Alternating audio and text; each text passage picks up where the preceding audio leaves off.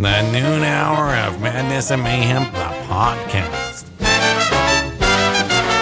Obviously, we had to start the hour with something nice and heavy to get us woken up, Victor. Yeah, what was it? I wasn't paying attention. Whitechapel Hymns and Dissonance. Excellent. Can you turn my headphones up, Peaches? Yeah, I can't hear anything. Are you sure we're actually... Okay, now I can barely hear myself. Oh, there we go. Okay. Now I'm confident that we are recording.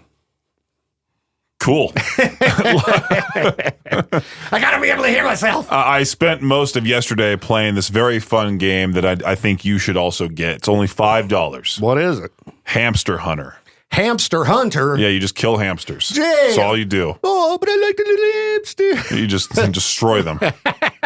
Is it like cartoony? It's very cheap. It's some guy made it as a meme, I think. Okay. And, you basically walk into your house, which looks like a cardboard box, and you find out your family's missing. You then go to these tunnels. You find out this thing called the Hamster Man just murdered your entire family. And they're right there, like head chopped off with the guillotine. Jeez. All that. So then you basically take revenge. You get the tranquilizer gun. You start shooting hamsters. They're all knocked out. You then put them through a meat grinder. And then you sell their meat on the black market. And then you start to buy contraptions and all this stuff.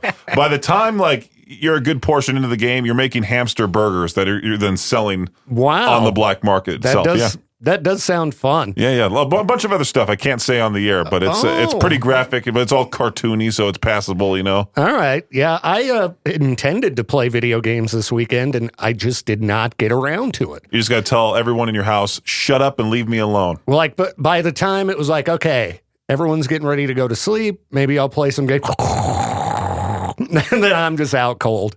So I'll get around to Resident Evil one of these days. Yeah. Maybe before GTA 6 comes out. Maybe. We'll see.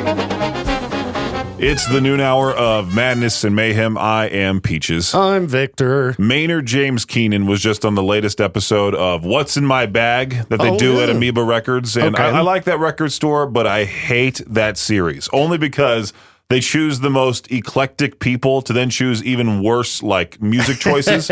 Oh, yeah, dude. Like they had Fred Armisen on. Oh, I love these old school underground punk records. Who cares? Bill Hader, same thing. Yeah, I saw the Bill Hader one pop up and almost watched it, but I don't know. I'm not a fan of that series either. Tony Hawk was also on there, but he highlighted, he's naturally into that underground punk stuff because of, that's his soundtrack. Yeah, I'm sure Maynard's was a bunch of weird... Oh, I have a list here. New wave stuff. Oh, you have the list? Yeah. The Ahmad Jamal Trio. What the heck is that? Joni Mitchell and the LA Express. Okay. A Swans record called Birthing. I'm not surprised. I know he really likes Swans. Sonic Youth, Goo. Okay. He got a Devo album, New Traditionalists. I know Maynard loves them, too. He loves Devo out of all bands? Oh, yeah. That's funny. Huge fan. Devo. The Pretenders. Okay, all right. Interesting. And then some punk like Minor Threat and Black Flag. Okay. Yeah. He also got some X, which I don't know if that's what genre that is. Yeah, I don't know either. He also got, this is my personal favorite on this entire list, NWA, Straight Outta Compton. Heck yeah. Now that's a classic. I'm just imagining Maynard blasting, screw the police. He's driving around in his pickup truck in the desert, just in the middle, bumping that. In the middle of nowhere, Arizona, on his winery. That rules. Singing along. He also bought his own record, Pussifer V is for Versatile. Well, yeah, got to get the plug in there. And I did finally listen to the new Pussifer album last week while I was working on the K-Bear music project, and it's good. It's really good. I like it. I'm excited to see him live. And then Pee Wee Herman Coffee Mug. I didn't even know Pee Wee Herman made an album. Is it a comedy album? I don't know. Pee Wee Herman's before my time. When he died, I didn't care at all, to be quite honest with you. Yeah, because I was just like, another legend lost, I guess. Yeah, when I was growing up, Pee Wee was a big deal. I had the TV show, Pee Wee's Playhouse. It was weird, dude. There used to be a lot of weird shows when I was young. Ren and Stimpy.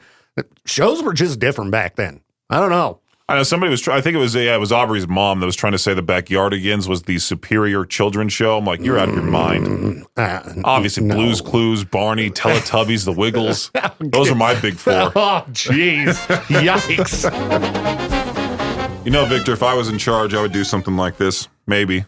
Yeah. What? Uber employees, they have this AI clone of the CEO of Uber. I saw an article about this, but I didn't read it. And they have to use that AI version of the CEO before they talk to the actual guy himself to see if his question, or see if their question is relevant for him. Okay. Yeah, we need that around here. I could use a clone of me, AI clone. I'm kind of wondering, maybe I should turn on the AI assistant that answers when you don't answer the phone.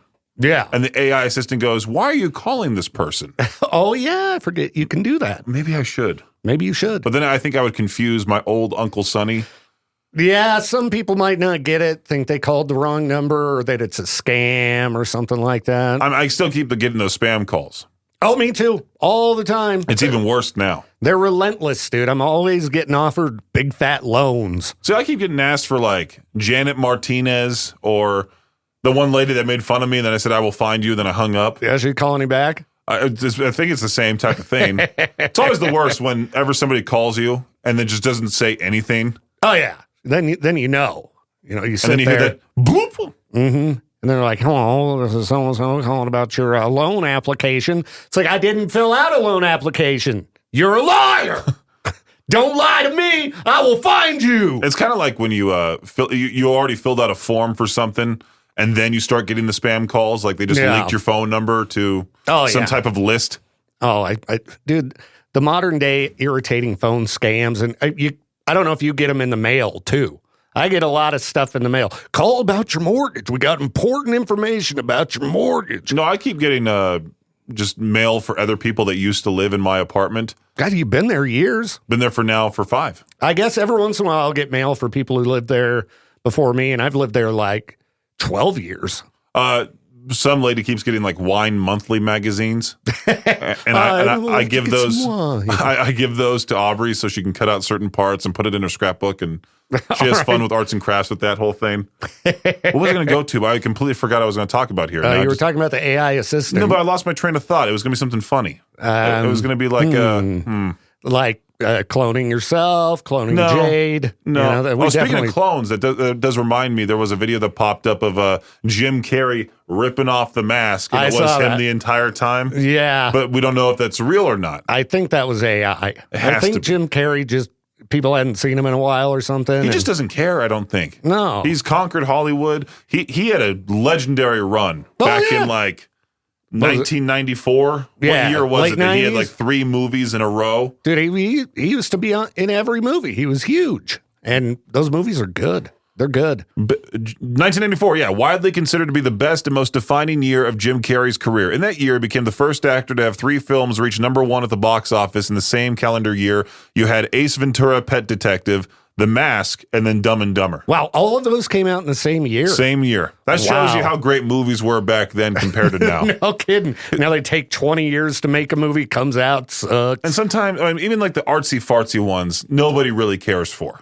Yeah, you got to be a certain type of person. Not nobody, but yet the film nerds that I went to school with. Yeah. The ones that say oh, you got to watch this slow burn indie film that was made in Paraguay.